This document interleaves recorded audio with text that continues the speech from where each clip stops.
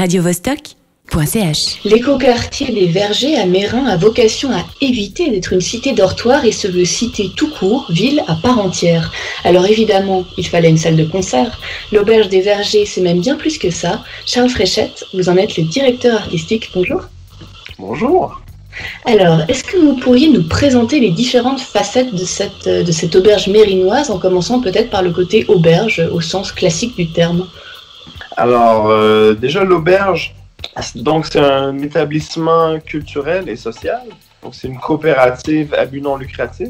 Et puis dans l'établissement, on regroupe différentes sections. Donc il y a la partie, comme vous avez dit, auberge. Donc en gros, on a 10 chambres d'hôtes qui sont destinées à accueillir non seulement les gens du quartier, aussi les artistes. On aimerait bien avoir la vocation d'attirer les artistes quand ils viennent en ville à Genève. Donc on a de quoi accueillir, disons, un nombre restreint de personnes, en bas de 15 personnes dans les chambres. Et vous avez aussi un café-restaurant, non? Voilà, on a un magnifique café-restaurant qui est presque prêt avec une très belle cuisine. Donc, en gros, on a une cuisine ouverte qui est vraiment directement dans le restaurant. Donc, tout le monde peut regarder le cuisinier. Puis, c'est aussi fait pour avoir des participants, des collaborateurs qui viennent cuisiner pour nous, avec nous. Donc, vous n'avez pas encore de carte? Ce sera au fur et à mesure des gens qui passeront en cuisine? Alors, on travaille sur la carte. On est en train d'engager un chef de cuisine. Donc, cette semaine, je vous dis la vérité, on a eu la chance d'avoir des master chefs toute la semaine. Donc, j'ai pas cuisiné depuis très longtemps. Et puis là, en gros, dès qu'on a trouvé la bonne personne, donc d'un point de vue humain et d'un point de vue culinaire, on va commencer à travailler la carte avec lui. Ou avec elle, hein. Mais quelle chance! Moi aussi, j'aimerais bien rencontrer des cuisiniers toute la semaine. Voilà, j'avoue, ça n'arrive pas tous les jours d'avoir la chance de tester plein de cuisines différentes et puis tout ça dans le but de trouver la meilleure personne pour notre établissement. Et puis, donc, je le disais en introduction, il y aura une salle de concert, des locaux de répétition. Qu'est-ce qui va se passer? Alors, en fait, la salle de concert, c'est aussi le local de répétition. Donc, c'est tout dans la même salle. C'est une salle qui est très bien agencée. Donc, c'est un studio d'enregistrement, salle de concert, une salle assez polyvalente, très conviviale. Donc, un stage assez bas pour avoir vraiment une proximité avec le public. C'est tout en bois, tout insonorisé. Alors, qu'est-ce qui va se passer dans cette salle? Il va se passer beaucoup de choses. Donc, la salle, elle a d'abord comme vocation de permettre aux gens du quartier, les gens qui sont coopérateurs dans le projet, de pouvoir répéter avec leur groupe. Donc ça, c'est clairement une des vocations principales, donc c'est les répétitions. Ensuite, on va avoir des résidences, donc 2 fois par année, des résidences d'artistes qui viendront créer et élaborer un spectacle justement dans la salle. Donc ça, c'est clairement une vocation. Évidemment, il y a des concerts à plus gros budget, donc des concerts subventionnés avec lesquels on a des partenaires. Donc là, on va parler vraiment d'artistes soit suisses, des groupes qui sont très bons de Suisse, éventuellement des groupes d'ailleurs aussi. Donc ça, c'est les concerts du mois. Et puis, à part ça, il y aura encore un paquet d'événements donc indépendants qu'on pourra avoir aussi. Donc des événements plus petits, c'est-à-dire... vous et moi, on a envie de s'organiser, de monter un ciné-club pour faire des projections de films pour enfants. On organise ça et puis donc ça va faire partie des autres événements qui seront là aussi. Donc, en gros, j'ai oublié aussi les événements, donc les jam sessions qui sont amis subventionnés. C'est des concerts à faible budget qui vont quand même nous permettre de payer les artistes qui viennent jouer et tout ça. Donc voilà. Plein de choses. Ouais, exactement. Qui sont les personnes derrière ce projet? Vous l'avez dit, vous vous êtes constitué en coopérative participative, c'est ça? Exactement. Alors, il y a quand même une belle équipe derrière le projet. Donc, ce projet qui a été fondé par Jean-Pierre Sêtre.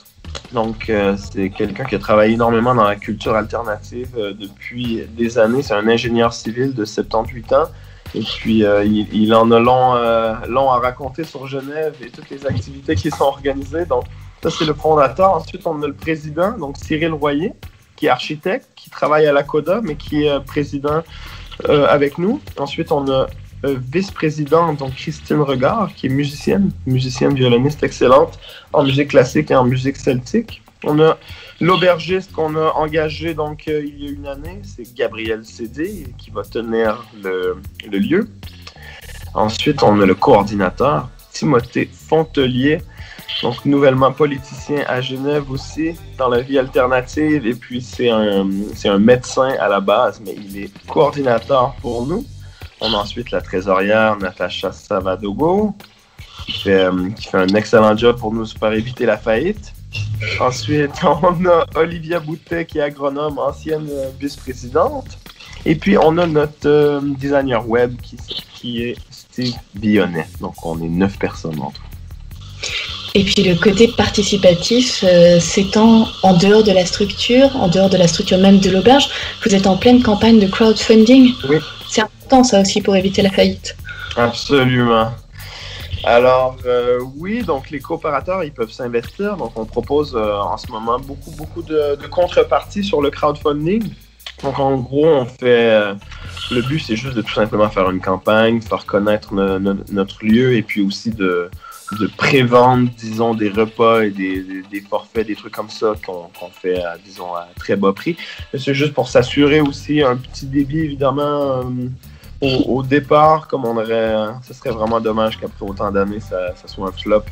Parce qu'on sait quand même qu'après la crise, donc milieu restauration, hôtellerie, que ce soit à but lucratif ou à but non lucratif, on est tous un peu dans le même bateau.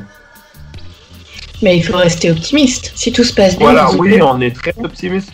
Ça fait quand même des années qu'on travaille sur ce projet. La salle, elle est presque terminée d'être construite. Le bar, on peut déjà y accueillir des gens.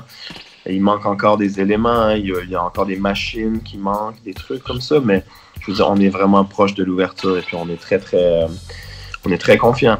Mais évidemment, oui, si on invite tout le monde à participer avec nous, avec le crowdfunding, de réserver déjà vos contreparties. Si les gens ils veulent venir nous donner un coup de main, en ce moment, on a pas mal de bénévoles qui viennent nous aider et puis c'est grâce à eux qu'on peut se permettre aussi d'arriver dans les temps, de rénover les chambres à temps, de placer la salle comme il faut et puis tout ça.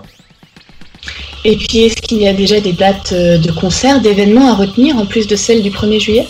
Alors, j'aimerais vous dire oui, mais on est en pourparlers avec la sécurité. C'est complexe d'organiser des événements en ce moment avec les mesures de distanciation qui sont toujours valables. Donc, les gens, des fois, ils ont tendance à confondre le nombre de personnes maximales et les normes à respecter.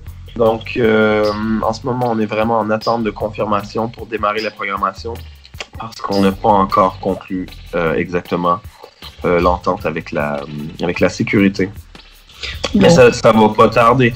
Disons que je pense que dès l'ouverture, on aura déjà des événements. En juillet, il y aura de quoi faire. Et puis, éventuellement, la programmation officielle, elle commencera au courant du mois de juillet.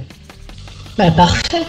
Alors, en attendant de pouvoir découvrir ce nouveau lieu culturel, coopératif, gustatif et créatif, j'invite les auditeurs et auditrices à se rendre sur votre site aubergedevergers.ch et à participer à votre crowdfunding pour parachever le projet. Il dure jusqu'au 26 juin encore. Charles Fréchette, vous êtes le directeur artistique de l'Auberge des Vergers. Merci beaucoup et très bonne journée. Merci à vous de nous avoir reçus aujourd'hui. radiovostok.ch